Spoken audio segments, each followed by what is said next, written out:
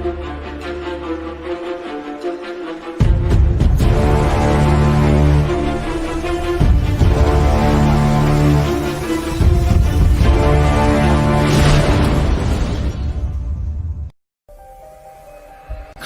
Blast, where pop culture gets blasted. And good evening, everybody. I am RJ Carter, Senior Managing Editor here at criticalblast.com, coming to you once again live from the Critical Blast Caverns, where we have the bi-weekly meeting of the minds of the LCS Guys. And joining us tonight, we have Yule Carter from Fantastic Comics in Berkeley. Yule, how you doing? I'm wonderful. Thanks for having me on. Really excited. And then from the upper northwest corners of the 48 contiguous states, everybody's favorite, Comic Perch. Perch, how you doing? I'm doing great. Thanks for having me on. And special guest tonight, we have Mr. Bill Willingham. And, you know, right now I'm going to tell you, we're going to get rid of this banner because it's just, sometimes it works and sometimes it doesn't. I like being like nose up like Kilroy. Yeah, like Wilson from Home Improvement. You know, just there you go. So thank you for joining us. My reference was from World War II, and you did something a little. Oh, thank goodness! I remember I zoned out in history. I zoned out in school. I was reading too many comic books. Yeah. So if Roy Thomas didn't write about World War II, I had no idea what happened. Well, I write about that in the article I did. Everything I ever needed to know, I learned from comics. And it was, you know, I was talking about how in first grade I didn't know about all the different battles in World War II. I was pretty sure Superman and the Green Lantern were not involved, but I did know Franklin Delano Roosevelt was president, and we were going to Germany. So, and I learned all of that from All Star Squadron Comics. All right. Boom. Excellent.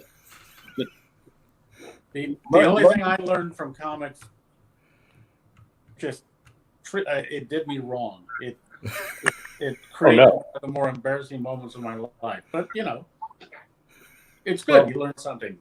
Nothing I learned how to read. Delano Roosevelt, thank God. Yeah. What I learned really was how to read. I was reading in kindergarten, and nobody knew that I could because I kept my mouth shut. And it wasn't until first grade when the teachers always hold up this big placard, and they'd be reading out loud and really slowly to the children so they could get it. And she saw that I was like, I don't know, picking my nose or playing with my shoelaces or something. She's like, RJ, would you like to read to the class? Now, first of all, a first grade teacher being sarcastic to a first grade student is no. So, fortunately, I didn't recognize sarcasm, and I just looked up and I said, plants make energy through a process called photosynthesis in which they absorb sunlight through, and it was like, just second grade reading class. She kicked me upstairs from there. I was like, of course it's photosynthesis. The Floronic Man had to do this against the Flash, and Batman just got poison ivy 2 weeks ago. Where I learned it all. Comics, the real teachers. What can you say? Exactly. It is if you have no television and you spend your days with a nose in a book. And what better books are there than comics? Good comics. And I don't know. Bill, I think I'm getting curmudgeonly as I get into my 50s now, because I remember just, I could pick up any comic and I would enjoy it. It didn't matter. It's like, it's a comic I've never read before. Don't know this character. This was cool. Everything was cool. Now I'm like, I spent $30 on what? And that was just one issue. No, that's if I crowdfund. That was if it was a crowdfunded issue. Oh, I see. I was like, I finished reading Batman 100. I'm like, well, that was okay. Holy crap, that was $7.99. Now it's not as okay as it was. Yeah, you got off cheap. Yeah. I did. So obviously I just showed Batman War. That's the, we go over the stuff that's selling and the stuff that's not selling in the comic shops in the past 2 weeks. What are you guys getting stuck with, and what are you not being able to get rid of? Oh, wait. Let's go back to that curmudgeonly part. Because I've been feeling that a lot lately also. Maybe it's because of, all the people that, are slightly older than me dying off, Well, that's a different story. I mean, when I tear up and can't function for a couple hours because I get the news that Denny O'Neil passed, I'm like, oh. But Bill, really seriously, why is there a difference in the way stories are being told in comics now as opposed to, not even really 20, 25 years ago? That's not that long ago. I think there's many reasons for the differences. Some of the obvious ones are what are you competing with? Comics has become more and more a niche medium. I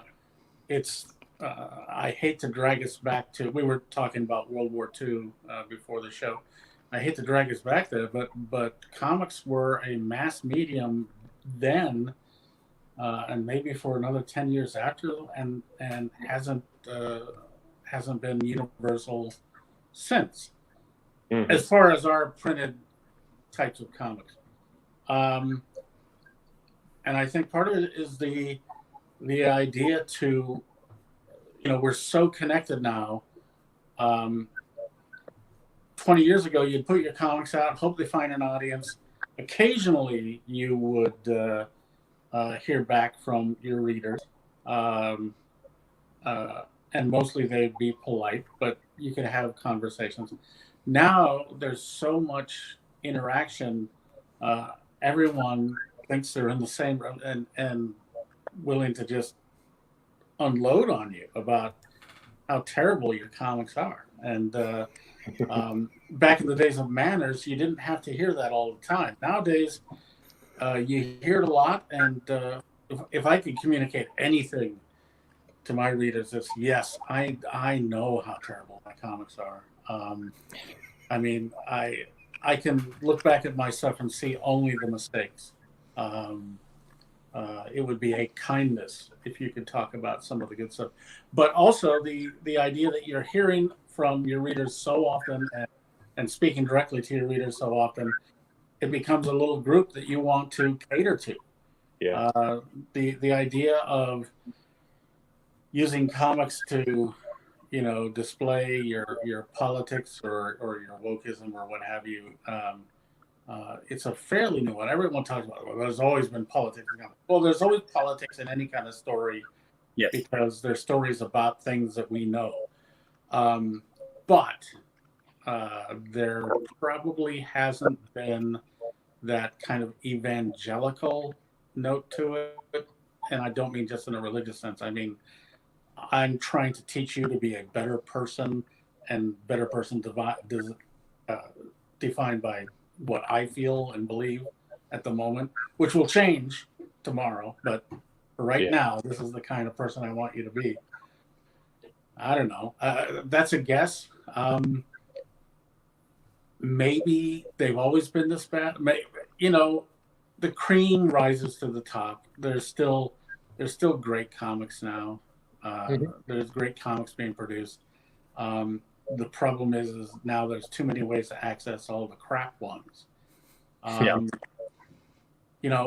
at the spinner rack used to be a catch as catch can. During the height of comic stores, they were the best buffet everywhere.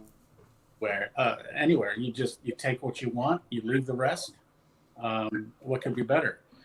Now, you can kind of browse and see everything, and as always, most of it's just not your cup of tea. Have I answered your? I don't know. No, that's good. That's amazing, actually. Yeah. So, kind of like tying in with what RJ was going to lead into, what it has sold. What sold this week was the Ten of Swords miniseries for me, and it had 3 parts that came out. And I don't know if you've been following, Bill, but it is a 22-part series that's going to go over like 2 or 3 months. And it's going to go through all these different titles. And this week, 3 of them came out. And they all sold. I'm very happy. But I wasn't going to risk anything because I know how readers are by the time they get on down the line, halfway through. I mean, oh man, I'm on part 17. They're going to I don't want to buy them all. And it hurts my desire to buy something from someone else in a smaller company a lot of times because of that. Because, you have to put your money into that Marvel comic, or maybe DC. And so anyway, there you go. Exosword sold very well. It's a lot. It's $120 over 22 or 24 or 25 issues, depending on how you want to do the count. And over the course of 2 months, it's not just the amount of comics in that. It's also compressed into 2.5 months. That's a lot. And you're buying every comic in that line. It's tough, and it does detract people from buying other things. Absolutely. If every single one of those was the best comic ever, who cares? Yeah. Sure. Yeah, sure. And not only that, they weren't. That's the other problem. Well, because they also have to save it back for the big event that will kick off in January. So you can't put all your cards on the table. You got to get ready for the next 30 part of it. Don't piss me off now. It's a lot. And it's going to be weekly this time. Yeah. As if this isn't 3 in 1 week, right? Yeah. So I take it from the conversation that the era of big event crossover comics has not died yet. It has not. I cannot keep up. I used to get my comics news by hanging out at the comic shop and getting into discussions about what's coming up. That's how I would get excited about new books. I can't do that anymore. I haven't been to a comic shop in a long time. I don't live anywhere near one, and now with the super death plague, there's no need or ability to go there. Well, this is how we have those conversations now. Well, yeah, now it's on YouTube,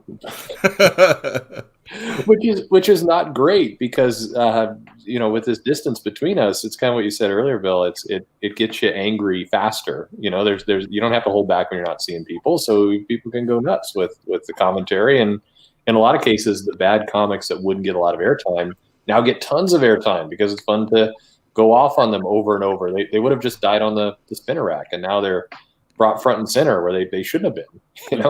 Certainly, the conversation about this is such an abysmal comic used to be you and your 4 friends, and that's exactly. And now it's you and everybody. Just that's gotta hurt.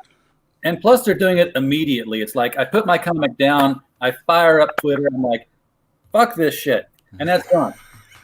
But if I put my comic down in 1979 or 1984, it was like, I didn't like that, and I, bring up my typewriter or my word processor, and I start typing, and I'm like, is that what I want to say? And I type some more, and then I print, and then I fold it, and I put it in an envelope, and I lick a stamp. I lick a stamp, and I put it on there, and I send it off, and I buy the next 4 issues of the comic book I didn't like because I want to see if my letter got through to the editor and appears in the back of the book.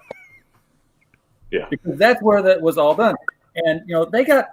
And the letters would be curated so that they would only show the ones that they could respond to in a reasonable method. I'm sure they got plenty of letters that said "fuck this shit," but they didn't print those. Yeah, remarkably, Stan Lee didn't pick those to be part of this box. Yeah, I'm sure he got some, but I'm sure. And that's just part of what's done. In the old Elementals days, we printed negative letters. Those were my favorite. And I was a snotty young little Turk at the time, and so I would give snotty young little Turk replies. My favorite being when they would say, "Okay, I'm done reading your comics. I'm never reading your comics anymore," and I would provoke them and say, "Oh, come on, you checked to see if your letter's printed, so you read this one, didn't you? It was a snotty thing to do, and my decrying the age of manners has left us. I contributed plenty to that. I can regret and say.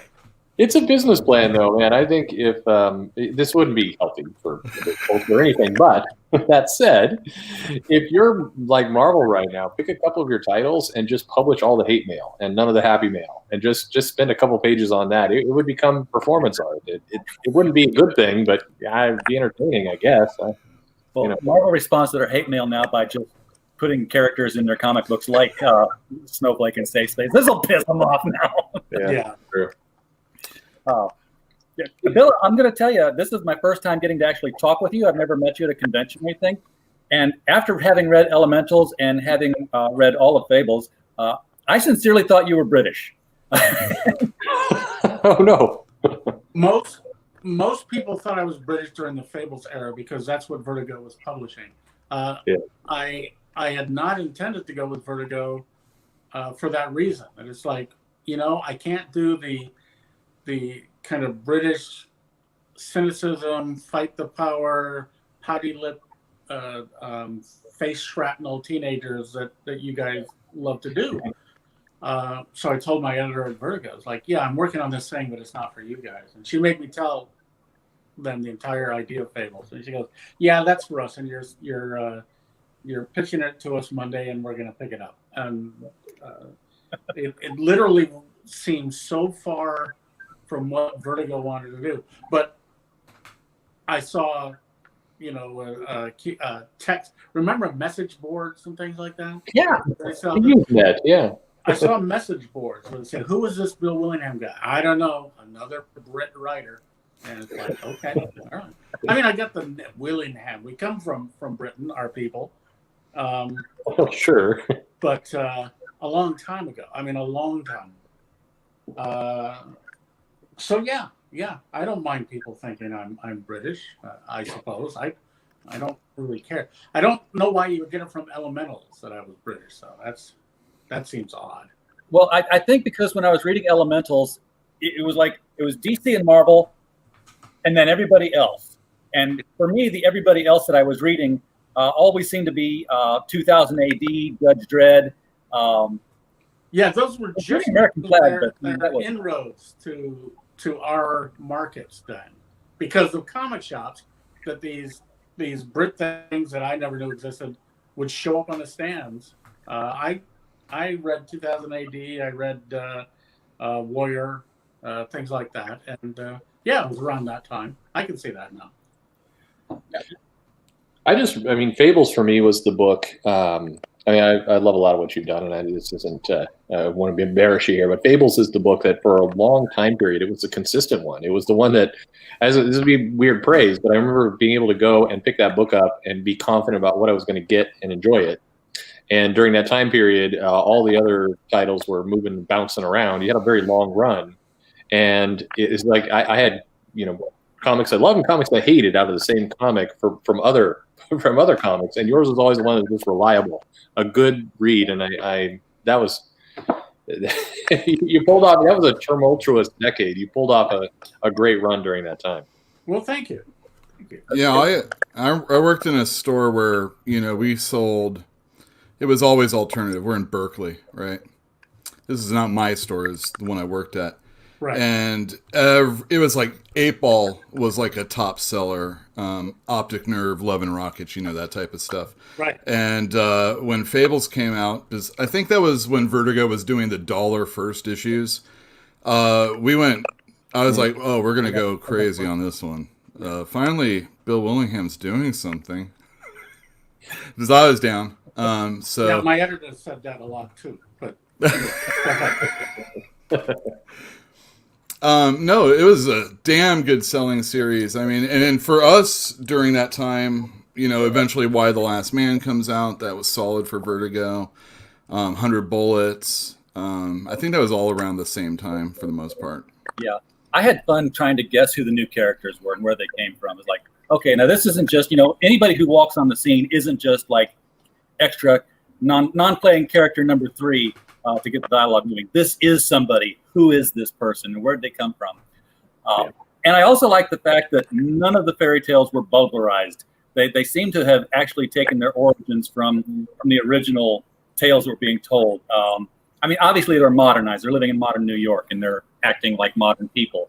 But they as characters became modernized. But they started out.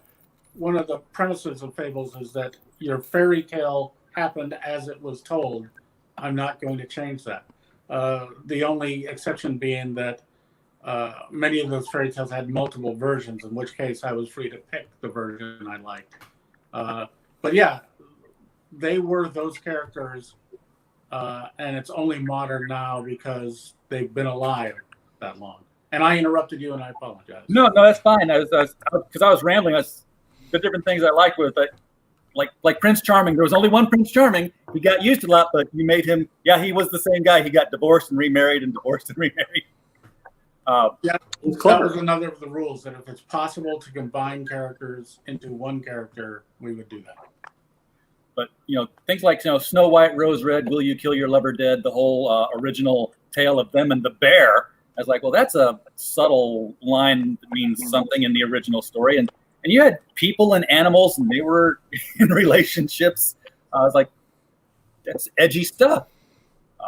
Now you made animals become people too. The Frog Prince, I think he was a favorite of everybody's. Now I'm stumbling over his name.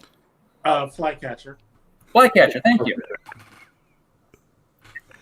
And the last I remember him, he was getting into a romance with one of the other characters. So I was like following that and like, oh, he's gonna have. I was getting all like girly, weepy over this crap. I was like, you're sucking me into the soap opera of it. But speaking of the soap opera aspect of it, did you get any kind of a pit in your stomach when you saw ABC doing Once? A little bit. Here's the thing. I was privy to some of the behind the scenes stuff with that, and Fables was getting set up at ABC maybe 10 years before. Oh boy. Once Upon a Time. And the DC media, I'm shopping our properties out to people, walked from the deal. I don't know how far along the deal was. I learned about these things after the fact because it didn't fit what he wanted to see. Man, I was a little peeved at that because, let me know what the deal is or what their plans are before you turn them down. But the one thing DC does not like is having, even when you own the property, having the creators involved in the important decisions. As a matter of fact, the policy of, I think, any big company is, when you're playing on the TV and movie stage, you're playing too importantly to allow these people to stick their toes in. So anyway, yeah. we were working ABC deal, and then this DC guy closed it down. I'm not going to mention his name. But so when Once Upon a Time came along, my guess, supported by a little bit of behind the scenes knowledge, is that ABC do we have anything else like that? We want to do this, and then the guys that did Once Upon a Time, came along with their idea. I was chagrined mostly at DC for it's like we had a 10-year head start on all of this, and we dropped the ball. So, whose fault is it that it's Once Upon a Time rather than Fables? It's our fault, and I'm including myself only, to show DC what a team player I am. But no, we had our shot at it, and they're public domain characters. It would be the height of hypocrisy for me to get territorial about characters that I took specifically because they were available to everyone. And they had an advantage that we wouldn't have, which is they had access to the Disney versions of those characters. Yeah. So I think for that'd be great. Viewer resonance, it was a much more viable thing. I would love to see their Snow White in your Snow White stories. That'd be hilarious. Just they get murdered. Lam Medina, the very first Fables artist, at one point did I think it was a commission piece, but it was Bigby and Snow, my Bigby and Snow, having sexy alone time. But it was role playing because Snow was dressed up in the Disney version in her naughty best and giving Bigby a lap dance. So yeah, so that crossover has occurred. Just behind the scenes. Yeah. Now, It's a great piece of work. I would not be surprised at all with DC kind of, or Warner Media trying to put some things together for HBO Max, and this what we're hearing at least is dive for trying to bring properties back. I'd be completely unsurprised if this doesn't come around again in the next few years. Oh, it's coming. There's always a deal being played out. I've lived and died off of a dozen of them. I've read many Fable scripts from different writers, some of which were really terrific Fable, really terrific TV scripts, but had nothing whatsoever to do with Fables. Yeah. In the sense that they always change it to what they were. My favorite, I think, is at the height of Smallville and things like that. They wanted to make everyone in Fabletown a pouty teenager, full of pouty teenager issues. Gossip Girl. Fables Creek is what I call it. Fables yeah. That's a nauseating. 30 horrible things. I wrote a treatment for New Line Cinema. They liked it, but they said they couldn't afford to produce it. There's always some kind of thing. Send it to Netflix. They buy anything. Pardon me? Send it to Netflix. They buy everything. Well, it's not up to me. It's DC controls that. They specifically bought the right to be the sole entity to shop that stuff around or get it made on their own. To one extent, I'm grateful. I got a house out of it, but it's a little frustrating when they don't want to have any of the creative voices involved. Yeah, and it's funny too because when they do get the creative voices involved, that's usually when they get the better shows. Jeff Johns is heavily involved with the Stargirl series, and that is far and away the best television DC superhero show over the Flash, over Arrow, over anything they've done because it's so true to the books and the optimism and everything. Isn't it delightful when you find that these things are successful when the people making them aren't embarrassed by the material they're doing? Yeah. If I could have all of Hollywood and TV, whatever, learn one lesson is quit making these things with people that are embarrassed by the material. So that exactly. I was on a panel at a convention talking about the DC and Marvel movies, and I was like, apparently the Warner Brothers side of it is like, well, we're going to do Superman, but we want to put him in armor because armor looks better and it looks more realistic. Make it darker, make it grittier. He can't smile. And the Marvel guys are like, we got a raccoon with a machine gun. And that's why the Marvel movies took off and everybody's criticizing the DC ones. The problem is they make decisions and they panic because there's so much on the line, so much money, so much your career's on the line. If you screw up with a huge mega movie, you're done. Maybe not the big the star director or whatever, but people down the line. So there's so much second guessing. Everything is second guessed. The idea of a dark Superman came about because Dark Knight did so well.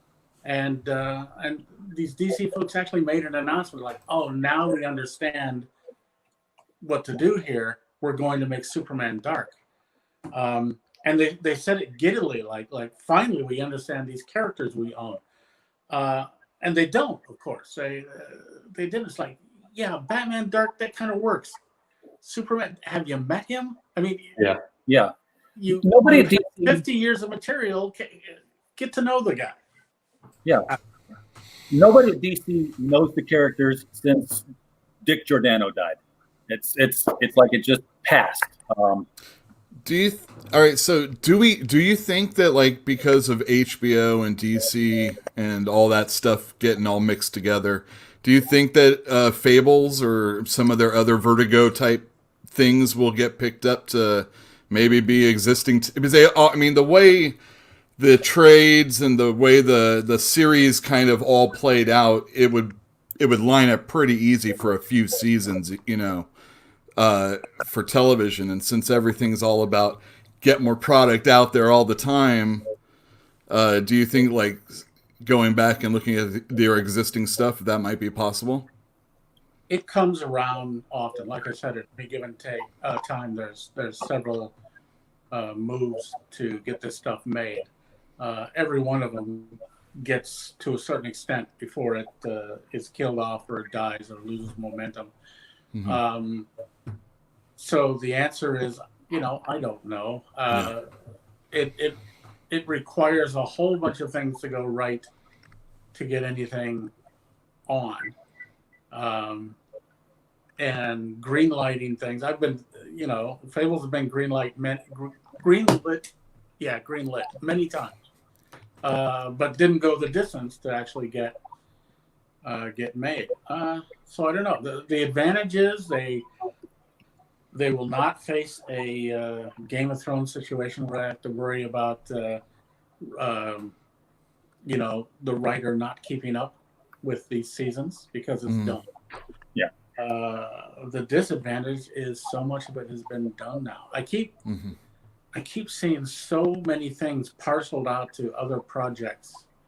The idea of Hansel and Gretel as witch hunters, the once upon a time, this and that. Like, it's almost as if because, and once again, it's our fault in the sense that we were there 10 years before all this. We had our chance. But others have looked at it and said, well, if they're not going to use this, I'm going to. Let's break it down for parts. And and those parts have shown up all over them. I hate to be cynical about it, but maybe it's too old hat. We could do Fables, and if we're true to it, I think half the audience would and I'm being generous there, would look and say, well, they just ripped that off from, and then a plethora of projects. It's true. I mean, if you watch Italian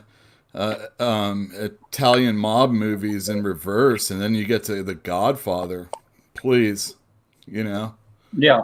Well, and that's the thing about Ghostbusters. I talked with Lou Scheimer several years back, and he talked about how they were doing the movie. He's like, you guys know we did this on Saturday mornings. It was called The Ghostbusters, and they're like, yeah, but it's cartoon. He's like, no, live action.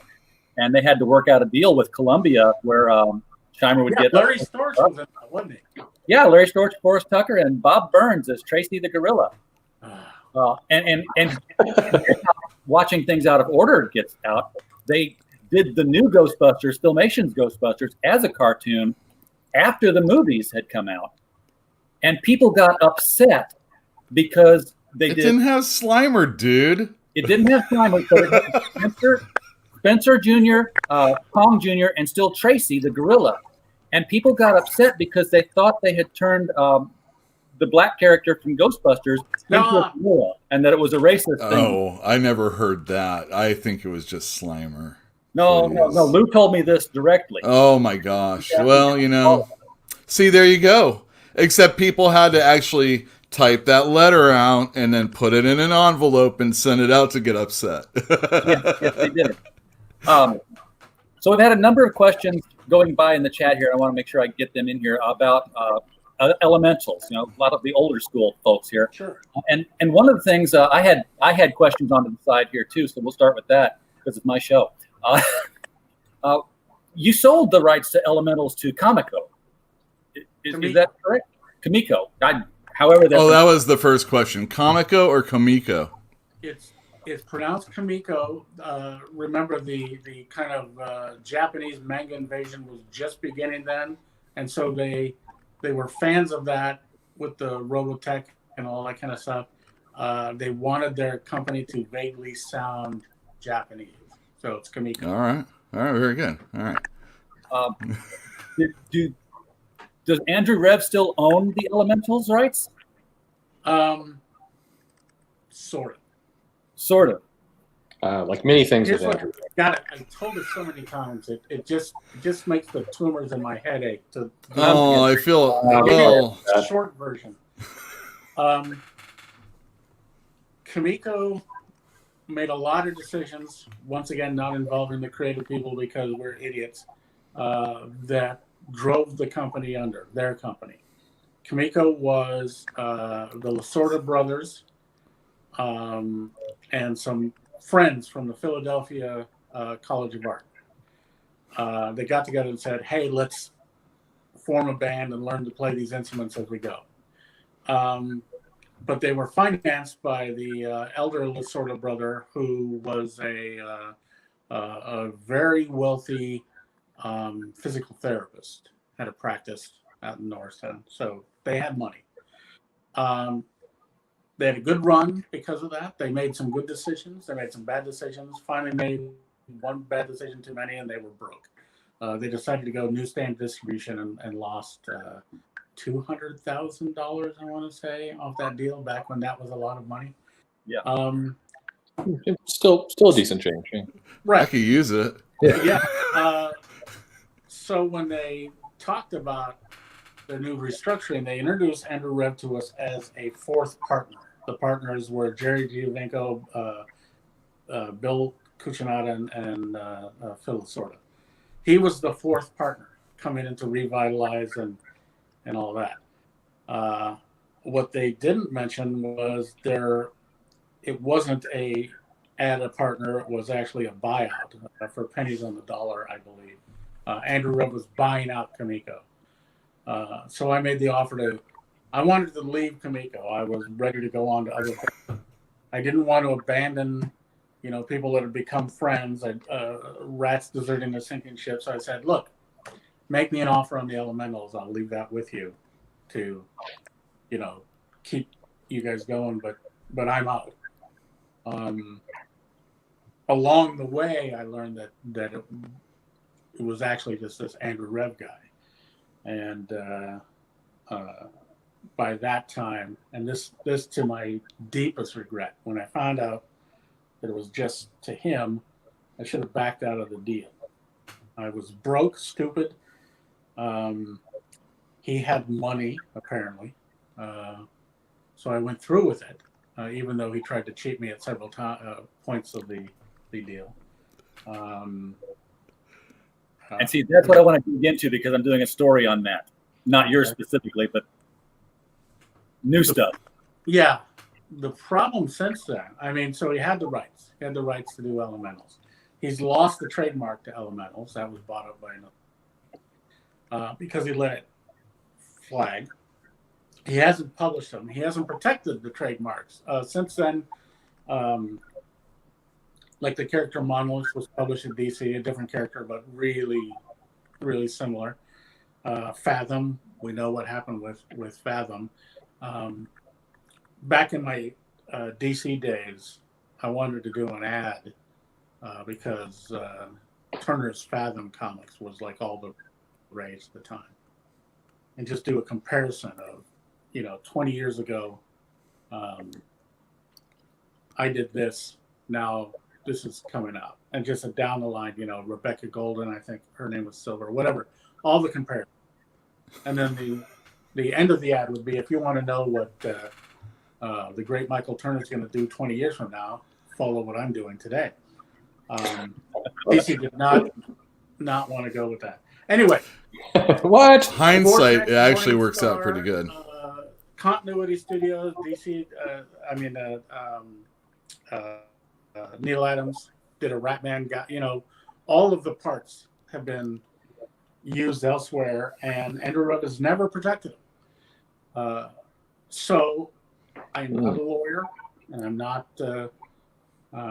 giving a call to action, but my suspicion is the first time anyone wants to do the public domain Elementals, they might have to go to court to fight it out. But I suspect that all of that is public domain now, just by complete abandon. There's an idea in law that if you just abandon something, it becomes public domain or free for anyone who wants to pick it up. That's how Marvel lost the Champions to what company was that existed for a while in the 90s. I remember those books. Yeah. Anyway. Oh, you mean like the based off the super, like the RPG? That Champions? No, there was a company in the '90s. I know what you're talking about. No, it was a line of comics that called themselves the Champions. Marvel challenged it in court. Just said, no, you went out of your way to put that into the public domain. So no, you got nothing. That's why I say I suspect that he doesn't own it anymore, or only in the sense that everybody does. I'm just getting old and grumpy enough to maybe have some fun with that, but I don't know. I will help fund whatever fun you want to have with that. When you're ready to do that, I would also like to have some fun with that. Gentleman. Perch will be opening up super chats on his channel to make this happen. Yeah, we'll do it. We'll crowdfund it. Yeah. I suspect your read on is absolutely correct, though, based on the properties and kind of how that's been managed. I'm sure that is the case. The other problem is that Rev threatens to sue all the time and never does because the man is an idiot. Yeah. Is this that psycho that owns Youngblood? That's correct. Okay. He's a crook. And I think you can be 2 out of the 3 and survive in this industry, but all 3 is just. So there will never be. That was the video I saw. You guys were talking about terrific productions.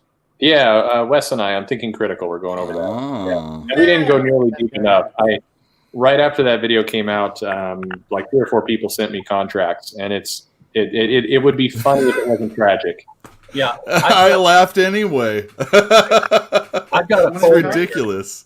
I mean, I don't know how to speak any sort of legalese, but this is ridiculous. I mean, neither does the guy writing those contracts.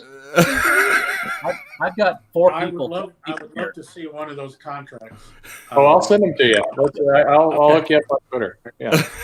Yeah, I'll make sure you guys have my email. But okay. Yeah, it was terrific productions. I got to tell you something.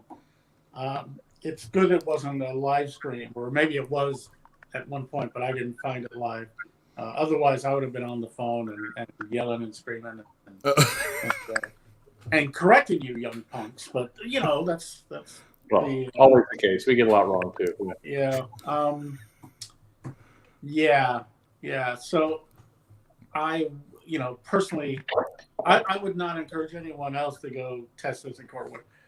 Personally, I would love a chance to be taken into court by that guy.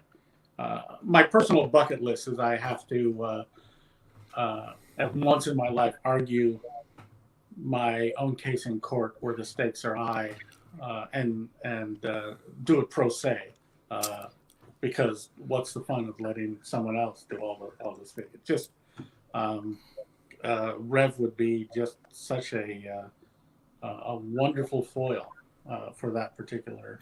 Well, that's a comic book. We want it. I think the funny thing is, with all the strife that sometimes goes on within the comic industry, the battles that get happen, everything else, there's like very few unifying elements that would bring everyone together. I think this is one of those. It's better for the industry. We can get all the angry groups together. Everybody, I think, united would join up for that fight. I think you're right. I mean, everybody that loved comics in the 90s, everybody that got screwed from Comico. Yeah. How did Matt Wack, I'm sorry, I'm talking about other people. I'm just kind of curious. Do you know how, I know it was a long time in coming. It was a long slog. What he did was, no, you're Snooki, you're not getting this. And he did the very long, years-long slog of getting Grendel and Mage extracted from that fellow. Right. And but he suffered. Suffered. And I mean, the reason why I know about any behind the scenes is because I would read Joe Matt's Peep Show. And he was doing all the coloring, and in his diaries, he was writing as he was like talking about everything that was going on, and it was like, when am I going to get paid? You just smoke pot all the time, and it's pretty funny. Joe Matt used to hang out in our studio in Philadelphia during the Comico years, and he was so quiet, so reserved. And if I knew then what was going on in that guy's head, Oh my God. Stay away from me. No, fine fellow. Yeah, but yeah, who knew? Who knew what was going on? It's the quiet ones. You know, I got to meet Rich Corbin once, and you know Rich Corbin's work. Oh yeah. I mean, the over the top, the den, the what, you know, giant naked muscle men with you know, flopping penises. And Edgar Allan Poe. Just piled up to way past 11. So when I knew I was going to be at a convention with him, I expected him to be like that. And instead, he was this reserved, wouldn't quite make eye contact, three-piece suit fellow.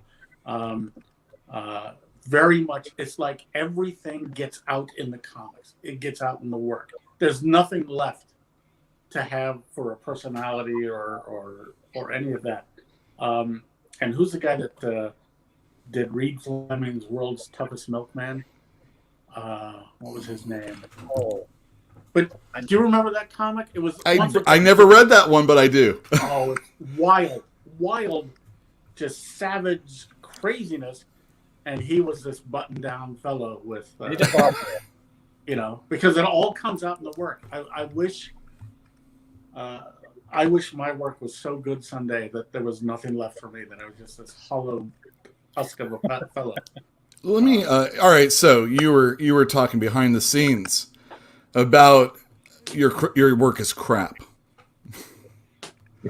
Is there anything in particular you're talking about, or is it more of you know how people watch Friends today and they look at it and they say, "Oh, this is really bad in today's like light." Is that how you're talking about? You know, No. Or are you just being self-effacing so that you can? I'm talking about the inability to look at my work and see anything beyond the mistakes, the things I wish I'd done better.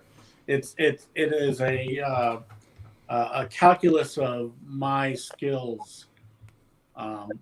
Also typos that we should have gotten. I mean, that's always a. Is it a writing thing or an art thing, or is it an overall art thing? Yeah, both. Is that why you don't draw as much, or is it just you don't like to do it? All right. Is this like hard questions? I'm going to interpret that question because the sound got a little weird there. Oh, sorry. I don't draw as much, I think, only because I've improved as an artist. I don't want to pat myself on the back, but I'm a little more particular about what gets down on the page. I draw. I usually draw every day. It's just not stuff that everyone gets to see. You know, if I was the type to insert a commercial here, I would encourage people to go to my online store at something I don't remember to see the stuff I've been drawing lately. Google it. I do an issue of this and that here and there. Yeah, I was a really. I'm slow. I used to be fast as an artist. I'm slow now. I see. I'm very fond of your artwork. I mean, I remember there was a Batman and the Outsiders. I think it was the Olympic issues. And you did the first one, and I think Trevor Von Eden did the second one. Yeah. And after you, and then going to, I was like, what is this? And of course, now I like Trevor Von Eden. But I mean, you were like one of those first artists that I really paid attention to that wasn't like, you know, John Byrne or somebody like that. Yeah. And Eden was my first published fan letter to DC because he was doing some Green Arrow backups in Brave and Bold, and I needed it. Oh, really? Yeah, I was 13. What did I know? Well, yeah, I mean, this is like being young and not knowing who anybody is, and it's probably because of your. We all learn as artists and or readers or appreciators that. I mean, I used to think Alex Toth was kind of boring, and now I do stuff, and I'm just astonished by what's on the page there. Yeah, that's all a matter of. I mean, your first taste of caviar. I'll bet it tasted like you just shoved a bunch of fish eggs. Sure. Yeah. If I could go back in time and have any letter I ever wrote to a comic book be unpublished, I apparently took great offense to the change in direction that DC did with Swamp Thing when they hired these British guys and made it all weird looking. Wait, you were one of them? I was one of them. That's like, okay. Kurt Busiek didn't like the Dark Phoenix saga, so what are you going to do? Apparently, nobody likes John Byrne anymore. That's right. Nobody likes John Byrne anymore. Yeah, terrible. Or everybody does. It's one or the other. The era of the hot take has really ruined a lot of this stuff. Yes, it has. And that's why, if you sit down and actually write a letter, you have to formulate your thoughts, and you can't be quite so hot. No. So I guess I just want to interject here. I just got I'm about to run out of power thing on my phone. So I might have to take a pause, go find the power cord. As a matter of fact, what I should do is say something so egregious that it will get all of you talking amongst yourselves. Yeah, do it. To give me that 2 minutes to go find my my power cord that I should have had on hand, but that would have required foresight. No, I understand. It's like you're at a you're at a date and you have someone that's going to come and like interrupt it just in case, so you can get out. Exactly. I need my power cord, that type of thing. I get the power cord. You guys are boring me here. Harrenberg's asking the other question that I was going to get to a little bit later here, because I guess Bleeding Fool had done their work into finding this Facebook group, and out of that they said, oh, and by the way, Bill Willingham had $10,000 embezzled from him. And Twitter just went, oh, he claims this. He can't prove this. He's making false accusations. So yours truly filed with the sheriff's office and got the report and printed it. So they can't say that anymore. Yeah, so well, they can say that because people lie. I hate to break this to you, but people will lie. Yes, but you did, and I proved it. Well, yeah, a lot of people are saying that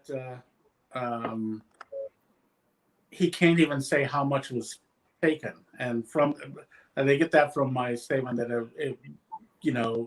it got up to $10,000, and we began to lose our enthusiasm to track down everything. I can't say for certain because we're still finding stuff out.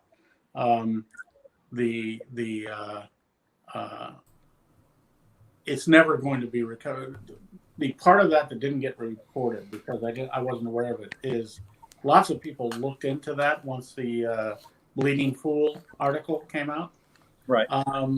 And one of them was a Minnesota lawyer who actually does videos. Nick Ricada, yeah. Yeah. And he found out something I didn't know. I thought the statute of limitations was standard across the board. 7 years, but never if it's egregious like killing. So I thought that she would have to cower up in Canada for at least 7 years. Turns out it's only 3 years for that particular amount of stuff. That's why the case is not active, because 2 years ago it was sort of like, okay, you got away with it. It's still open. Well, open in the sense that these things close when they're resolved. But the happiness I derive from that is she's actually been cowering up there for 5 years. So at least I got 2 unearned years of denying the United States to her. And you got to understand, this woman lived to come to the U.S. She was one of those Canadians that like Canada's better and everything, but oh my God, if I could get into the U.S. So at least I denied it to her for 5 years and counting, rather than 3. Had I known that we only had 3 years to pursue this. Larry Felix would like to offer their services as your new assistant. May they have a bank card, please? Yeah. Okay. Look, Larry. Like many writer artist types, I make I make bad decisions, and hiring her was one of them. Well, it's tough, right? Because people talk about it's I mean, the story you hear from the outside often is it's very tight knit, close community. People trust each other, they help each other, they work each other. But then the second you kind of scratch under the surface, there's lots of stories like this, and so it's not kind of all as it appears. And I mean, I'm sorry that happened to you. No, I understand. There's lots of people that realize that this artistic type that doesn't want to think about, do I have any money or whatever like that. I will come in and be your helpmeet and savior, and they're glad. It's like, oh my God, I can turn all of this stuff that I hate dealing with over to this person, and just concentrate on my stories. That's rife for, there are swindlers and crooks out there who will always take advantage of that. There's swindlers and crooks that will take advantage of any situation. No matter what is done, someone's gaming that system right now. So yeah, they're out there. I'm not a unique story. I'm embarrassingly, but not humiliatingly, just one of many that fell prey to that. And the nice thing is once again, hearkening back to the I'd love to be in court someday, is I will continue to happily call her a crook on every opportunity.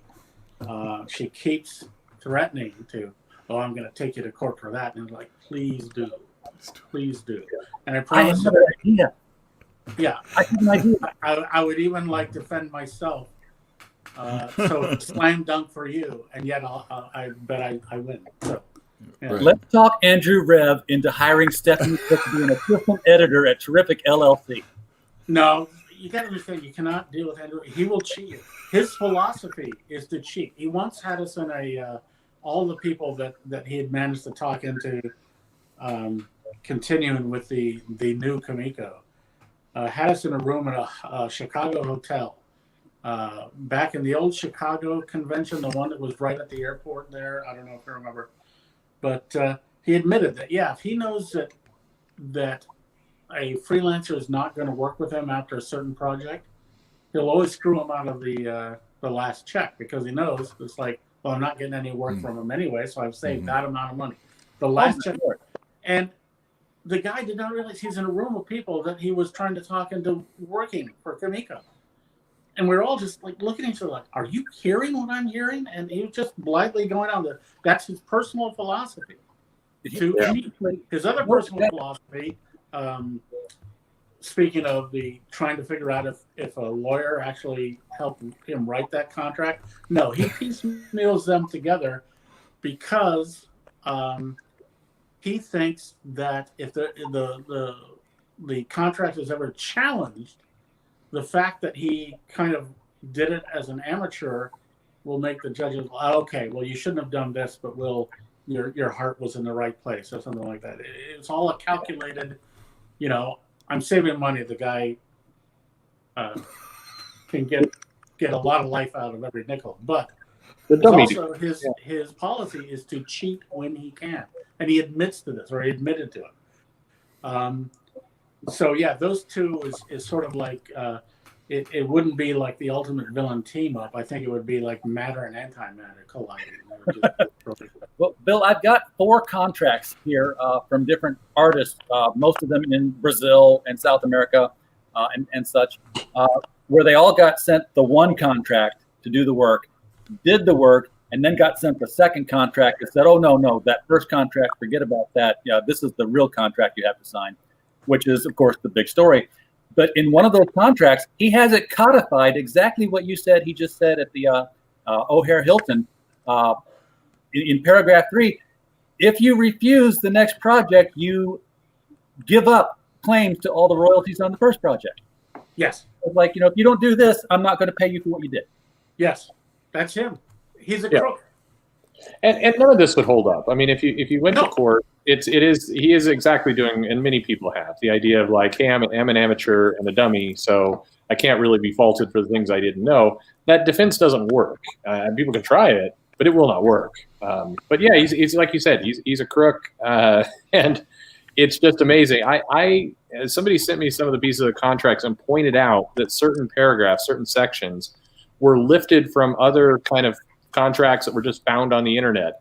And it looks like this guy kind of jigsawed together language that sounded intimidating and like, this will work. It's crazy. Oh, it's like Burroughs' Naked Lunch. Back then to do that, but I think he's the most notorious one. But yeah, he just grabs parts here and there. This looks good. This looks good. Puts it all in there and makes these ridiculous demands that will not hold up. Well, yes, he's going to be trying to do Youngblood eventually. And somebody wanted to know before the show. He will not come out. Look, if he comes out with a book, get me on and just, heap any kind of derision you want on me. I'm predicting no terrifically, whatever he's calling it, books come out. Ever. 0, not a 1. So he hasn't approached you, though, to try to do Elementals for him, thinking that he still owns it? Oh, if I wanted to, he has emailed me fairly regularly since I guess he got the notion for the coming back again. I have these string of emails of all the promises he's making to me to save my career if I would come to work with him. At some point, I may publish it. It would be, like a volume of Game of Thrones in length. These things. And at the end of them is this is privileged communication, et cetera, et cetera. And that's one. Of course, unsolicited emails don't get to say privileged communication. You can't repeat any of this. So someday, if I have the time and the evil inclination, I will put all of that out there. But yes, to answer your question, he's tried to contact me. I ignore him.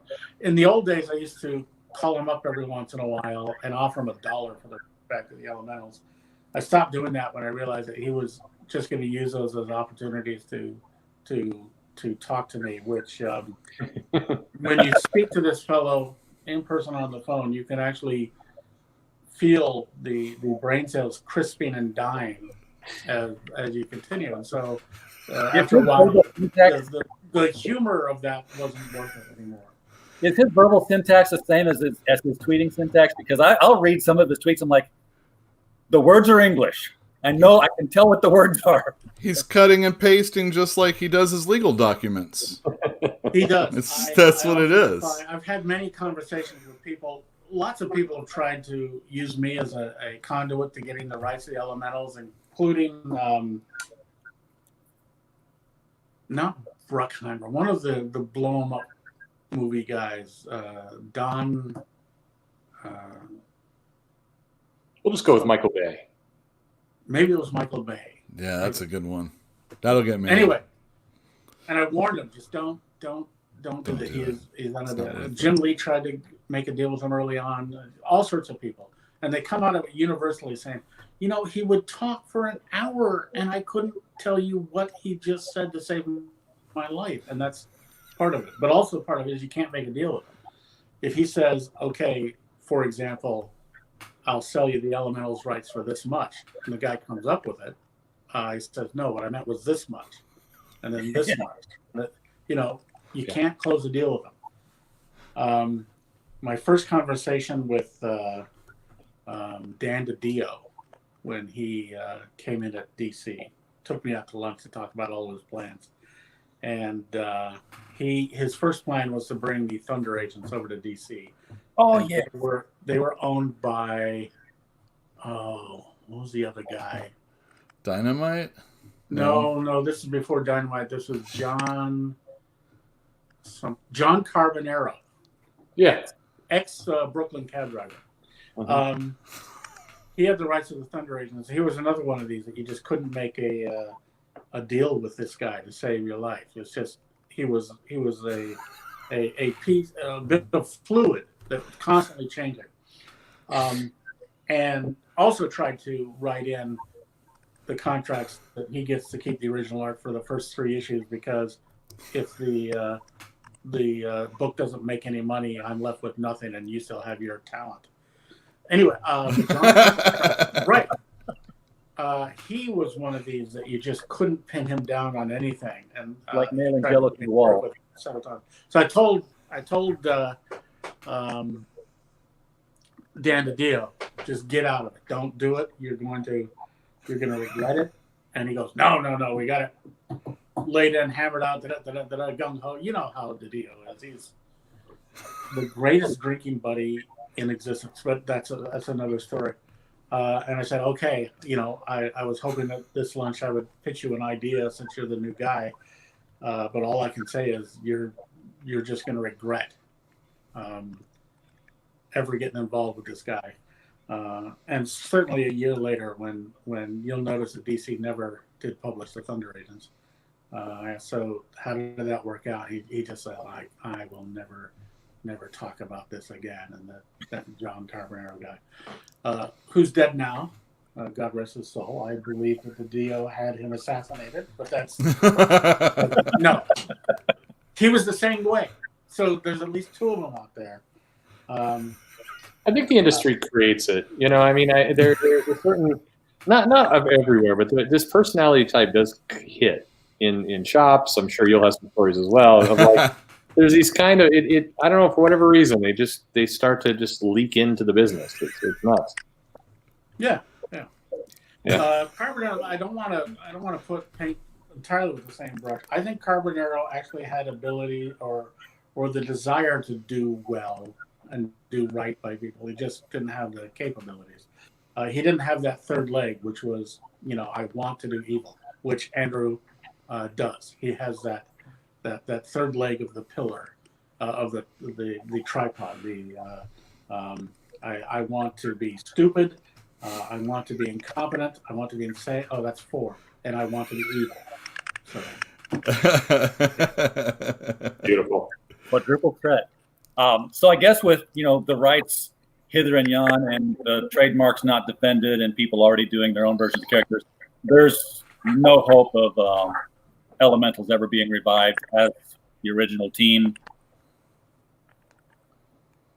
If I ever do a superhero book again, like my own, Elemental characters will be the first villain group that they face. Other than that, excellent. No, I don't think so. Certainly not me. So you've hinted at crowdfunding. Would this be something that you might do? I mean, if that was what you were going to do? Let me pause on that. I just got the other warning. I have to go get that cord. Get that cord. Can you guys do a 1-minute commercial? Talk about the books in your store. Yeah, I'll talk about some books. I can talk. I got stuff to talk about. I'll be right back. I've got the shilling going on. Everybody in the chat, Bill Willingham will be returning to us. Meanwhile, let us tell you about the Critical Blast stickers, which are absolutely free. They're 3 inches. They're holofoil, and you can get them for nothing more than a stamp if you'll just send a self-addressed stamped envelope to Critical Blast at 1097 Prestwick Drive, Belleville, Illinois, 62221. Yes, I self-dox every episode so that nobody else beats me to it. That's where I am. You send an envelope to this address with a stamp in it. I'll throw 2 of these stickers in there so you can share one with a friend. And, of course, if stickers aren't your thing and you're like, hey, I come to these shows to throw my money at Super Chats and stuff, we don't have those, but we do sell books because we publish books. I would introduce you to Bulletproof Origins by Stephen J. Mitchell. This was our first young adult superhero novel. Featuring young Cody Haywood, who finds out he's bulletproof, but he has the attention span of a ferret on pixie sticks. So he needs help from his friends. And then this is the hardcover version, but it has just recently gone into paperback and e-books. You can find that on Amazon. The links are below.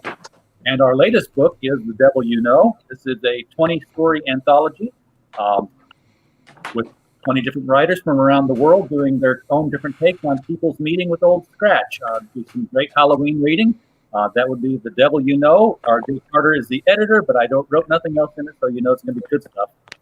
And with that, If you want to read R.J. Carter stuff, of course, you go to Destroyer Books and pick up the latest Remo Williams adventures, because I'm the writer on that series. And Mr. Bill Willingham is back in front of the camera, and he has power, and we return you now to our regular broadcast schedule.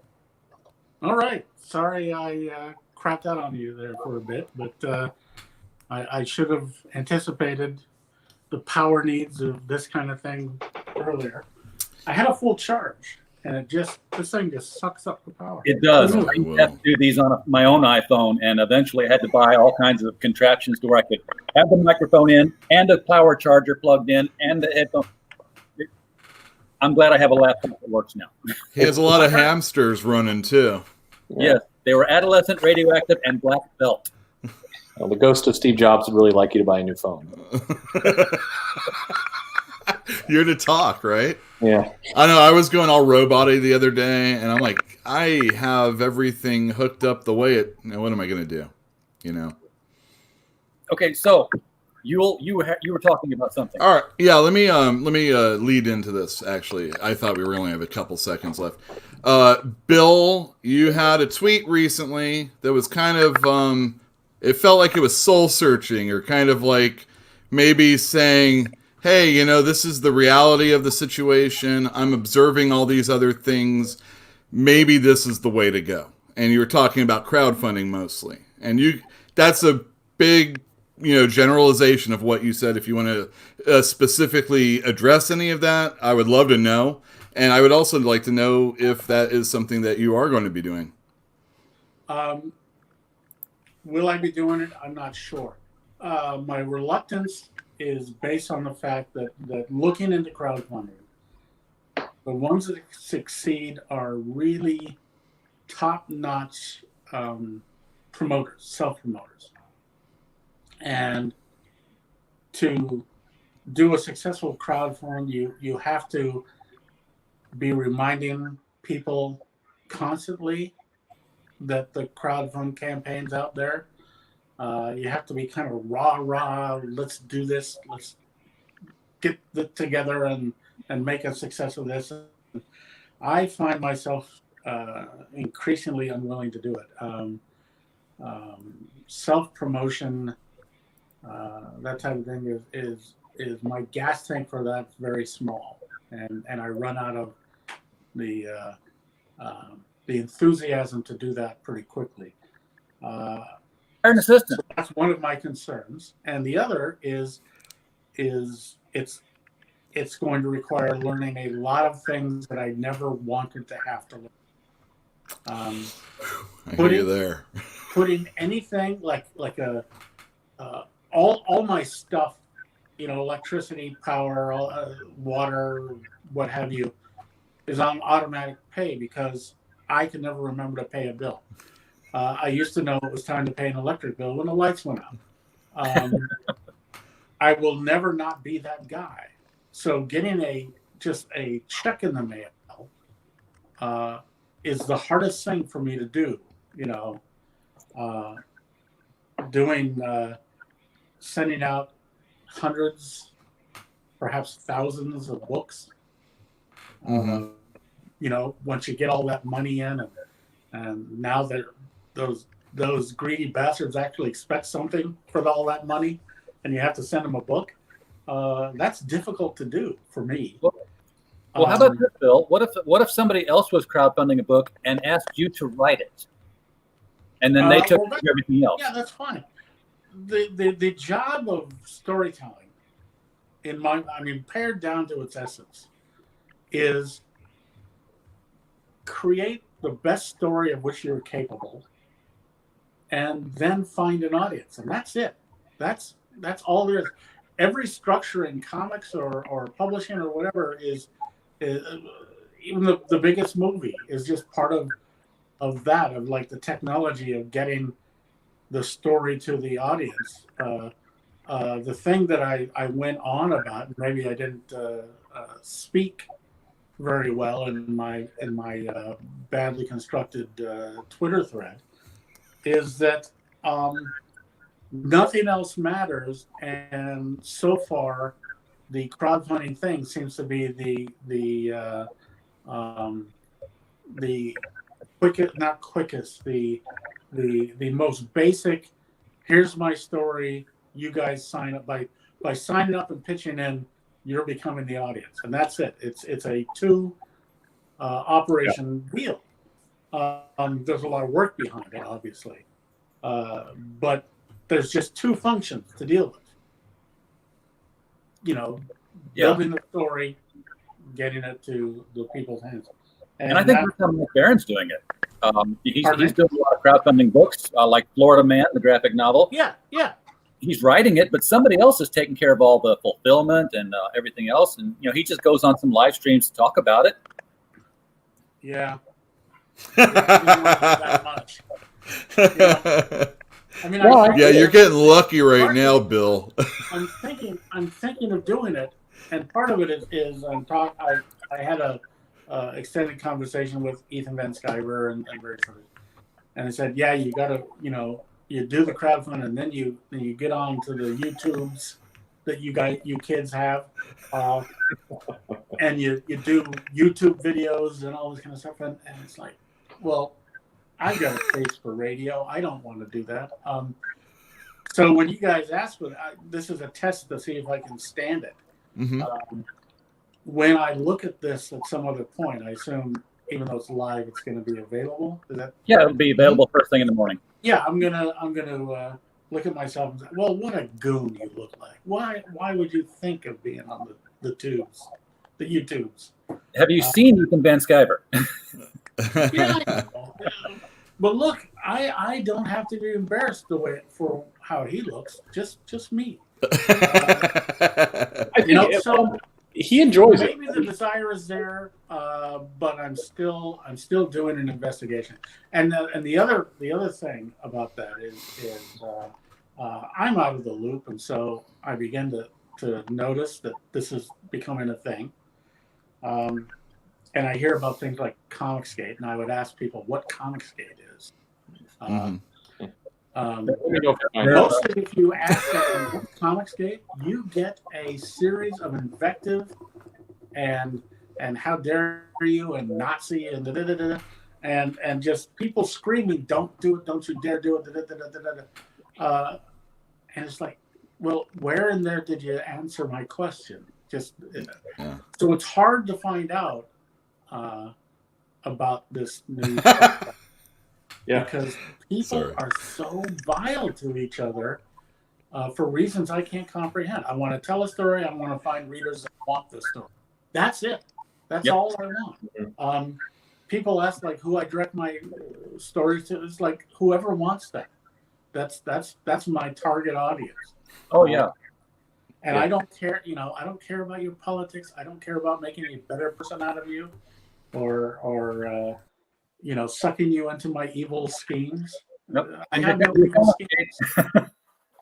Well, I'm serious. Do let me know if you ever figure out what that thing is, because I've been trying for a couple of years now. And but I hear you. The YouTube. I can't stand doing YouTube, and I guess I make a lot of videos. So I don't know.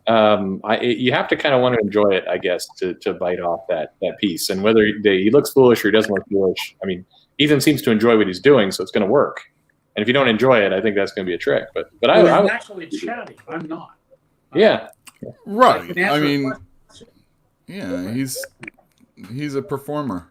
Yeah, he kind of pissed people off a couple of weeks ago because somebody had compared him to Stan Lee, and not as being the creator, like Cyberfrog is the next Spider-Man, and it's going to launch a huge process. Of course, maybe it will. I thought Spawn was going to be a big nothing when I saw it. And I'm not. But insofar as the funky flashman aspect of Stan Lee, where promoting comics, being over the top, getting people excited about books, in that aspect, like he's leaning into that. Yeah, he's very much leaning into that, and I can see that. So, Bill, are you ready to do that? I know it's daunting, man. I don't want to go outside. Yeah, I very thankfully have some things to clear off my plate before I get to make that decision. Oh yeah. there are some script obligations to a few folks before I am going to even think about that. If I start a new like self-owned comic of some kind, I know I won't go through another publisher. I'm tired of getting scraps in return for the story, but also of having my fate in the hands of all kinds of people that I do not like. So that's as much of a definite answer I get. It's like I would have to do something like that if I'm going to do a brand new book of some kind. I got to tell you, Bill, people who come out of the comics industry as a veteran who have a name as recognized as yours, they do well when they do something crowdfunded. Now, sometimes people will make fun of them and say, "Oh, well, look, the Sean Gordon Murphy book didn't do nearly as well as this other thing that did like $80 million." So what? If he made $200,000, he made $200,000 that he didn't have. Well, I think you should look at maybe more Tim Truman recently, a couple of years ago. He did a Scout, and it will be coming out someday. The only thing he does is really have updates on his Kickstarter. But that's I'm forgiving. Definitely something that if I did it, the whatever it is other than printing and would have to be done. Would have to be done by the time I did it, because saying this is what I'm going to do, give me all your money. Now I better start drawing that thing. Oh my God, that would. Oh, that would be hideous. Well, I mean, I understand. Life happens. Well, I've never made a deadline in my life, and that would be the ultimate deadline. You've already got people's money, and now you're going to start working on the project. I couldn't do it that way. Can I ask you, since we've been talking about all this stuff that you created and whether or not you own it, where is Ironwood? Is that you? Well, it's on this other world. It's a fantasy. I mean, as far as ownership? Oh, I guess I own it. Well, there you go. Yeah. There's your crowdfunding. The publisher, Fantagraphics, their contract is like a single page that said, we're going to publish it, we're going to give you this much royalties, this much advance. Anything that's not in this contract means that you have not signed anything over. That's it. That's what their contract says. So, like, can you elaborate on your question? What would you like to hear? I would like to know that you actually own that, because that was very good for the thing it was. It was Arrow's Comics. If it wasn't for Arrow's Comics, there wouldn't be Love and Rockets or anything Dan Clowes or whatever during that time. We all know that. It made all the money. Arrow's kept them alive for a while when they really needed it. They had two potential plans. They were either going to do dirty comics or they were going to do superhero comics. And when push came to shove, they said, we can get our hands this filthy, but not so filthy as to do superhero comics. And for them, I think they made the right decision. I do too. They had great stuff that came from there. I once worked out a game plan for them if they decided to do superheroes. But I think even in that, I said, this is how you would do it if you were going to do a superhero universe. But in conclusion, don't do it. Graphics. You would be excoriated for one thing. But yeah, I kept them alive long enough. But luckily the idea of doing these really top grade reprints of newspaper strips and things, that was starting up. I think Kitchen Sink got in for all sorts of people companies were doing that, and Fantagraphics got into that and those paid off. I think that is what keeps the company going too. And plus, they gambled their entire company on about the time I was there on one catalog. Every bit of free-floating cash they could scrape together to put out a catalog of all their wares, and then they bought several mailing lists back when you had to do that to get it out. And then they sweated for a couple of weeks on whether or not they were going to lose the company. And it turns out that it paid off. The orders started coming in, and they got to go, ooh, we get to exist for a little while longer. Isn't that what comics are all about, though? I mean, stores, publishers, titles, I guess creators. You're renting the time.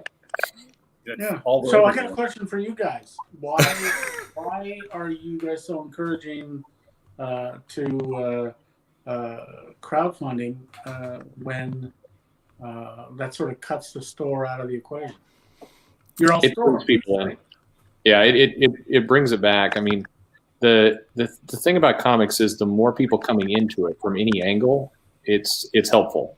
And so if you got material out there, you get people hooked. Nobody is going to buy a crowdfunded book and be like, okay, I'm good. I don't need to buy another comic ever. I've got the one. I'm set. They're all going to go in. And I think definitely there's a lot of retailers that get hung up on that. Like they don't want comics in Walmart, or they don't want any of this stuff to happen. But it's a small-minded way of thinking. It's, people have to come in somewhere before they find their way to you. And it's just a reality of business. So I'm always, the more channels, the merrier for me. Yeah. I don't know about you, Yoel. Well, I don't know. I mean, I've gotten into the situation sometimes where I think about, all right, so Brian Pulido, he's very successful doing Kickstarter. But I mean, how many people are out there that really want to buy his stuff? And he's not growing his audience bigger than, like, if every store stocked his book. But of course, he wouldn't make more per book, that way. So I don't know. I like when there's a good. Is that me, RJ? I just want to let you know. Okay. It's just if there's a retailer tier, I really appreciate that. Let's just say that. Well, Michael's told the story before, and he's not with us tonight, but and kind of related. When they started doing digital comics, he had always argued before that, why don't you advertise comic books on television so that people seek out comic stores? And they wouldn't do that. But when digital comics came out, they started advertising on television some that, hey, we've got digital comics, go to Comixology and get these. And the result was that people saw the ads and said, comic books still exist. Where can I buy comic books at? And he saw an influx of people coming into the store because they advertised for the digital. So, to purchase point, if they get comic anywhere, then, they'll start to want, they'll want more. It doesn't matter where you get it first. You'll seek out a dealer. Yeah, I mean, there's not enough influx. I mean, at least back in the days of the newsstand, you had people coming in from that angle. And so, to a comic shop, that was helpful. I mean, comic shops wouldn't exist today if the newsstand hadn't pushed that momentum. So I think everybody's scrambling around right now trying to figure out where the other places comics can come from. We just don't have enough of them. That's the challenge. There's not enough inputs today to sustain a bigger industry. And if we want to grow, we're going to have to accept that other inputs have to occur. And I'm seeing a lot more crowd funds these days recognize that retailers should play a role, and they come up with retailer tiers. That have you can buy a block of 10 copies of this, and we'll give you this insanely discounted rate, and your shipping is one box. People are getting better about that. I really wish maybe if they knew that their store was big, maybe they would have like this retailer hub tier, so that maybe like a really big store that has an online presence also might be a holder of said product. Maybe like a distribution situation. That would be kind of cool too. Retailer steps up to get enough for all of his fellow store guys. Yeah, maybe just like I'll just get all of California taken care of. There you go. And then, like that. Not my store. It's way too small for that. But I'm sure there's somebody that could do it. Yeah, instead of just somebody saying, I'll buy 10 copies from my store, you have Diamond come in and say, we'll buy 1,500 copies for distribution. But then, they'd have to resell them at a even higher price. It becomes another middleman issue. And Well, that is the one thing. I mean, that's the dirty caveat of, I guess, of crowdfunding is the fulfilling option. And, sending it, how much to spend, who's going to do it, how much of your profits are being taken from that. If you're your own distributor, where are you housing it? That type of thing. And that's, of course, another headache I'm sure Bill thinks about. Well, I have thought about it. If it's small enough to where if you buy a supply for your local shop, so the entire warehousing and distribution is they come in, drive over to my place and pick up your share. That's it. I mean, that's if you get bigger than that, then if you're gonna have to re-put them in the mail, Right, exactly. then it seems to get a little unwieldy. I want to lecture a little bit, which is regardless of how it turns out, I don't know that crowdfunding will be the final version of how we get comics to people. People are going to invent something that we have not thought of yet, and it will apply to comics at some point. Comics are never going to go away. They're always going to be inexpensive enough and quirky enough to where people are going to want to do comics. And I believe the reason is that we're hardwired to want to tell stories with pictures in sequence. Since cave painting. The first comics was not the Yellow Kid, however long ago. The first comics were 70 to 100,000 years ago with cavemen and cave paintings. Yeah. It was the first written communication because regardless of what else they were calendars, they were prophecies, they were histories of how the hunt went, they were imprecations to the gods on how the hunt will go. But the one thing they had in common is they were graphic images and sequence to tell a story, and that's comics. Every alphabet grew out of that. Every civilization grew from that. And it's a universal language. It's a universal written language. I did a series of grade school and junior high school talks that all start off with showing several different versions of one line in different languages. And I can't remember. I used to know how to speak all of these, like 30 different versions of this one line. And then, of course, yell at the kids, why don't you understand what I'm trying to tell you here? And they're all obscure languages. And then I flip over and there's a picture because what the line was, it was a dark and stormy night. And, of course, they didn't know in all these different languages. One picture of a dark and stormy night, they all got it because every single culture is able to process images right out of the, as soon as you can start processing anything. You learn to read comics in a day because there's some cultural differences on, what order you read them in. But as far as processing the man walking, he falls down a hole, now he's in a different, all of that everyone can get automatically. Anytime something's important enough, we go to comics. The skull on the bottle of poison. That's it's too important to trust in the image. All of our road signs are going to that because we know these are too important. You have to understand them, regardless of your language. Therefore, you need them in comics. So comics are hardwired in. We are the comic understanding people. And this whole idea of prose work, these Johnny-come-latelys, only 2,000 years old or so, it'll catch on someday maybe, but comics are the base written language of our species. So they're never going to go away entirely.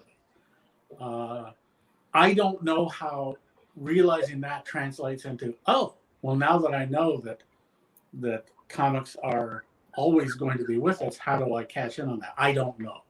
I'm this much of a genius for figuring that part out. Now the rest of you guys do the, how does the comic industry cash in on that?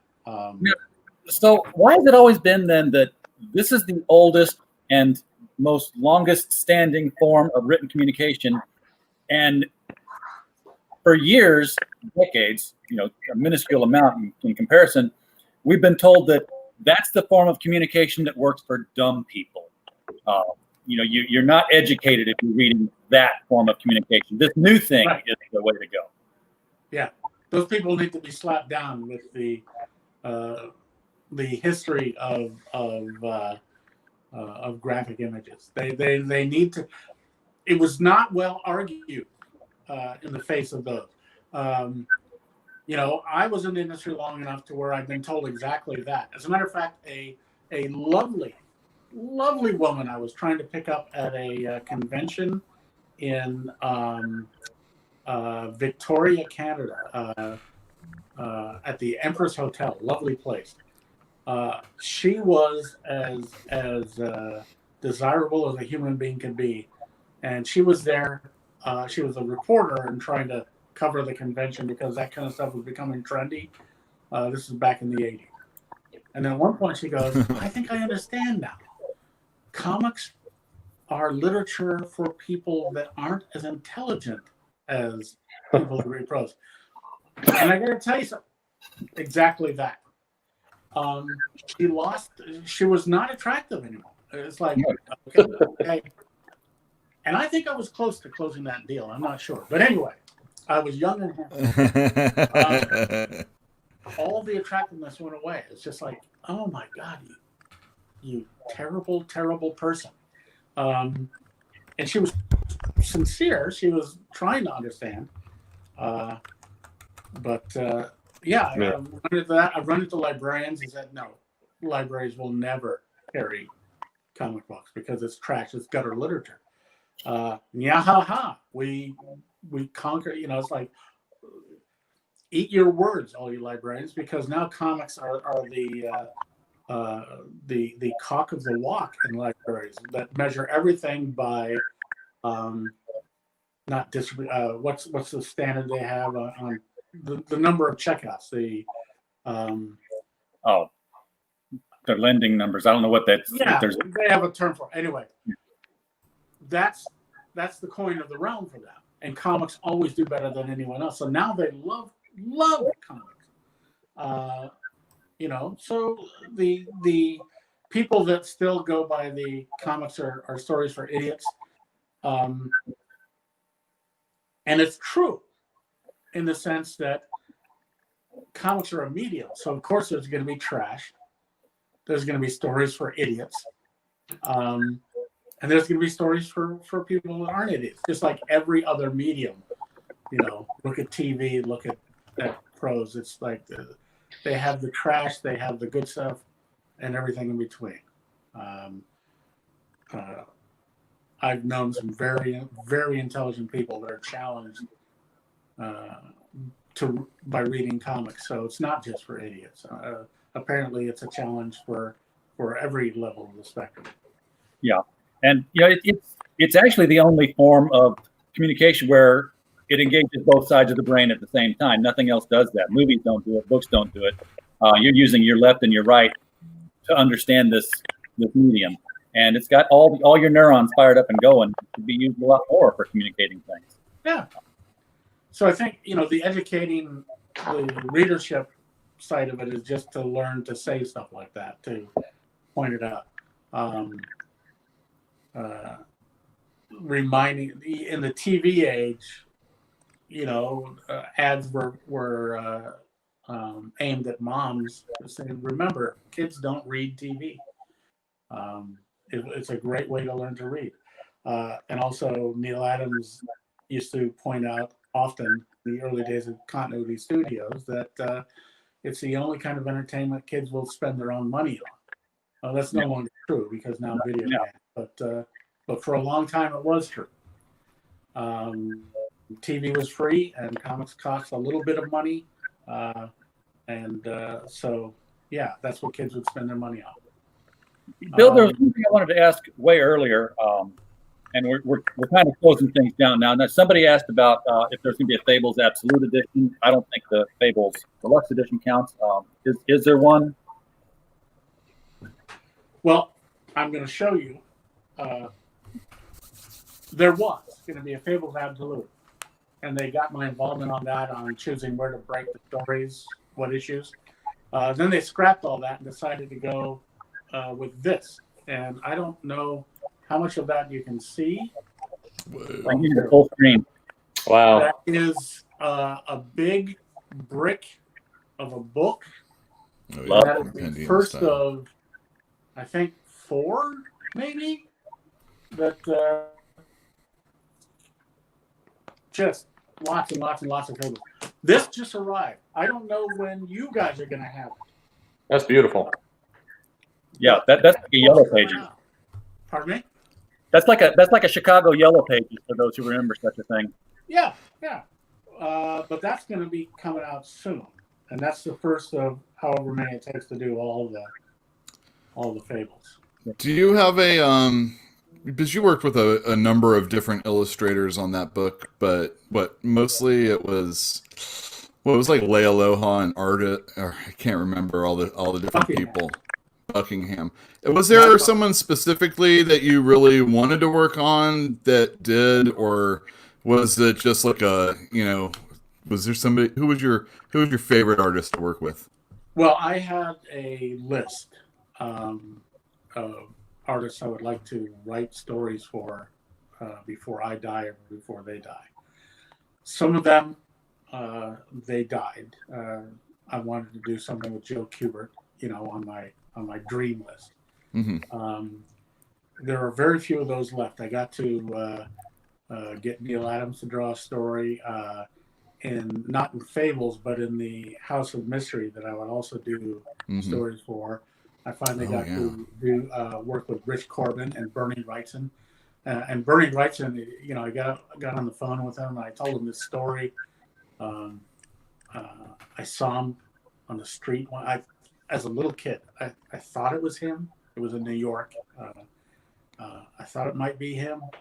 And I went up and said, "Excuse me, sir, are you Bernie Wrightson?" And he turns to me and says, "Yes, I am." And then he's like wearing those opera capes that he used and walked on. Well, that was just magnificent. So I got to work with Bernie Wrightson. I told him that story. I told him also that kind of creepy, he did something called the Bernie Wrightson Draw the Creature coloring book that had poems associated with each creature. And I started quoting those poems over the phone to him. And it was a little bit like that super weirdo fans, like, this guy's going to stab me. But I asked, look, what do you want to draw? And he goes, well, what kind of stuff do you like? And I go, well, I like your monsters. And he said, well, why don't we do that? Why don't we do an old-fashioned monster rally? And so I got to write a story with all the old monsters for him to draw. So anyway, I crossed off a lot of those people on the list. A lot of opportunities and Fables to do that. I still and won't get to do anything with John Byrne because he is a cranky old fart, and God bless him for that, but that's the situation. I wasn't able to get Barry Windsor Smith to do even a short Fables thing because even though DC denies it, there's a blacklist at DC, and he doesn't get to do any DC work again. Came this close to getting Dave Sim to illustrate Fables. But the contracts just couldn't, he's got his ideas about what ownership should be, which I agree with, and DC had theirs. So there's a few out there. I almost got Jose Luis Garcia Lopez to do a story once. I want him to come back so badly. Came up, but now I wonder if it's ever going to happen. So there's a few out there that I haven't gotten yet, but I've managed to get a lot of them. Fables and the House of Mystery, when I was helping with that, was a wonderful mechanism for getting different artists to do short commitments. Yeah, Bill, when did it become a lost art for comic book writers to tell a story in a single issue? Because now it's like you've got to go 12 issues or more to get something that you guys and the folks in the 70s and 80s could tell in 1 or 2 issues, and now it's just like stretched out. I think the multiple issue sagas, which back in the Lee and Kirby days were 2 issues or maybe 3 issues at most. Then you got something like the Kree Skrull War, which was a big event at the time before events, and that I think lasted 5 issues, which was unheard of. It just started setting the goal a little further. Everyone wants to go a little further than the last guy. Back in the movie The Right Stuff, it was always pushing the envelope. I want to go faster, higher, farther than the last guy. And so the number of issues just would expand. Now me, I always, everything I write, I want to make a multi-issue saga. Sometimes it works out, sometimes it doesn't. One of the best things I ever did, patting myself on the back, was in the old Elementals days, setting up a storyline that the clues and the what happened were way around, the single-digit issues, and the payoff was 30 issues later. You can't do stuff like that unless all the stars are aligned and you're in control. Yeah, you got to own it. That's the way I like to work. Everything I start as a saga. I had to force myself for exactly that reason, the lost art of the single issue story. I had to force myself to learn to do that, and I did it by virtue of the fact that Buckingham was the regular Fables artist, but he could not do an issue 12 a year. He could do maybe 10 a year. So there's those 2 other issues that had to have other artists. I had to learn to write shorter stories because of that. And then it got good to me in the sense that some of those Fable stories are 2 and 3 pages long, and with a beginning, a middle, and end. It's tough. It's tough. If you were to charge by effort rather than page rates, I would say, yeah, you can have, a 48-page story for this amount of money. But if you want a 4-page story, well, it's going to take this amount of money, because it takes much more effort to pare it down to the absolute essential stuff. That's a lot of work, and we are a lazy species. Comic writers, comic artists, any writer is about as lazy a job as you can have, I knew from childhood that I wanted to be a lazy guy. You ever watched the Dick Van Dyke Show? Absolutely. The writer's room there, which is another one of my, before I die, I have to be part of the writer's room. Because in the writer's room, Rob would pace and come up with skits, or he'd do push-ups. Sally was at the typewriter, and Buddy Sorrell, God bless him, the god of my idolatry, would be sprawled out on the couch, throwing out ideas every once in a while and zingers. And I said, well, if you can get paid to do work, that's the job I want. That's the job. I've been looking for that Buddy Sorrell job for my entire life. I knew from 4 or 5 years old that I was going to be a lazy person, and I was never going to not be. Yeah, me too. I always wanted to be a member of a think tank. That'd be great. Just the dream. A writer's a member of a think tank. He's just got to put his ideas in writing. That's right. I want to skip a step. I want to be in the writer's room where someone else is typing and I'm just throwing out the ideas. And many of those ideas should be thrown out. But there was a Robert Heinlein short story called I See You Looking at Your Watch. We're going way over. It's time. Let's do it. the case of the man who was too lazy to fail, and it's all about the career was a substitute for Robert Heinlein of his entire life because he was so lazy, he kept looking for easier ways to do things and inventing stuff and whatever. But that was me, like the idea of living my life as a lazy bum has always been the goal. And for the most part, I've been able to do it. You put your mind to it. It's a lot of work to be lazy, but see, that's the thing. You have to be able to put in the work to be lazy. Absolutely. All right. Well, we are going into the second hour of our 1 hour show. And I told you, it goes as far as the conversation leads. And I am so sorry. I usually can't be interesting for more than 40 minutes. I don't know what's going on here. Well, I know, and we were like totally wasting Perch's appearance also. I know. That's the thing. I have no. I'm not even making an appearance. I'm an icon on the screen, so it's easy. We should probably. I mean, we got celebrities here, RJ. I know. You're part of the pool. Last questions, we should do that, and I should probably get back to my importantly scheduled naps, which if I don't do it soon, I won't be able to get it in before bedtime. So. Well, okay, chat. We still have people watching, which is one of the reasons why we're still talking, because holy cow, there's people watching. Really? Yeah, there's people in the live chat here. I don't see any of the who's. How do you know people are watching? Oh, you should be able to see the comments. Well, of course, it's on your phone, so you probably can't see the comments. Oh yeah, if it's on your phone, who knows? That's gonna blow everything up. Yeah. Yeah, don't do it. It's not worth it. The screen, I will cut us off. No, don't touch the screen.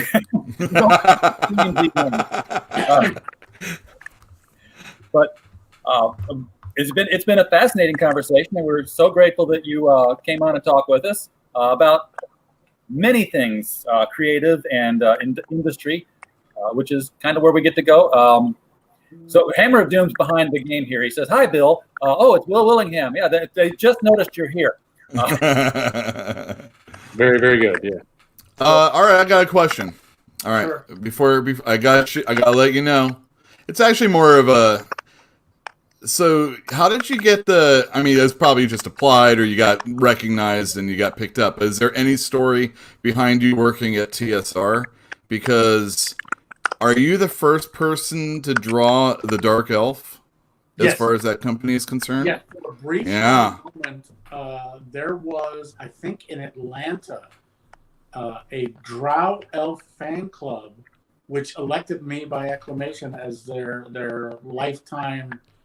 Their god, you mean? President emeritus or what have you, and sent me a fan letter. Probably the first fan letter I ever got was because of those Drow Elves. Whoa. Yeah. I have a friend, Jeff D, from the old TSR days, who started redrawing all of his TSR work as a crowdfunding thing. And he would do like a portfolio of 6-8 pieces, crowdfund it, send out those, and with the permission of the Magic the Gathering people who now own TSR. Yeah, so I thought I might do that. I looked at my old Drow Elf, like I'm going to do a Drow Elf portfolio and crowdfund it and learn crowdfunding that way, and have a very low commitment, sending the stuff out. I looked at my old stuff, and then I looked at the D&D inspired art now. Drow elves are like the thing, and these artists that do this are incredible. They're just no way would I compare myself. It's like I will never draw those things again, because that invites comparison, apples to apples, like today to what other people are doing today. Back then I was the first and therefore the only. That's the only comparison I want anymore. Anyway. No way, man. I'm telling you that, and it was a joy to read those Dungeons and Dragons cartoons and the comic books at the time. I mean, it's all about nostalgia and going back and what isn't around anymore. And, that type of thing could exist then, but not really now. And it's a shame. Yeah. But I really liked those. It was fun. TSR people to say, "Let me finish the story of those." Oh yeah. Because it was a cliffhanger, and then they they went in another direction ad wise and never finished it. So I said, look, with your permission, I'm going to finish that story, and just, it'll be a one issue kind of special thing. And then they started in that, well, we'd have to own it, and we would have to direct what you can do. I said, well, I don't do that anymore. I mean, I moved on from that. It would have helped you in the sense that it would have been something you could point to publicity. I mean, but no, you don't get to own it and this and art direct it and what have you. So yeah, it's Camelot. Those brief shining moments can't be recaptured. Yeah, and now as Heroin Bird points out in the chat, now the drow are problematic. In quotes. So, are they? Well, I mean, who knows? I mean, what isn't problematic? At least to some people, right? Yeah. Yeah, it's a shame with the struggle to get more promotion, more bring in that new audience. To be the smartest thing in the world to let you do that. I'm sad and disappointed, but I'm not surprised. Well, that's all right. It's it is what it is. You play with other people's toys. You play by their rules, and of course, your freedom is in saying no thanks. Mm-hmm. So you can always walk away. Which is what we're all going to do now, I suppose, if there are no other questions. So, what a wonderful segue. It was his best one. I am the king of the segues. All right. At least the closing one. So, Bill, thank you for coming on. Appreciate it. You're entirely welcome. People in the chat have been begging you to return. So, maybe not next week, but sometime down the road, we would love to have you back on and talk comics again. Yule Perch, thank you for popping in. I know that you're, you've got to have like raw throat by now from all the live streams you've been doing. Appreciate you jumping in here and adding your insight and perspective. And Yule, obviously, for being so regular of a person here, we couldn't do this show without any of you guys. And with that, we're just going to run the outro video and bid you all fond farewell and good night. Thank you very much. Hi. And have a good Thanks night. for stopping by for another Critical Blast video. The internet is a big place, and we know there are lots of other places you could be other than here, and we appreciate you being here immensely. If you enjoyed this kind of content, we hope you'll return for more. If you click the subscribe button, you'll get a little notification of when we produce new video content. If you would like to help the channel out, there are many ways to do so. Just visiting our main hub, criticalblast.com, will do wonders. But if you're more of a show me the merchandise type of person, there are links in the description of this video to our t-shirt shop, as well as links to Amazon for the books we publish under the Critical Blast Publishing imprint, including the urban fantasy anthology Gods and Services and the YA superhero novel Bulletproof by Stephen J. Mitchell. Thanks again for visiting this video. We hope you had a blast.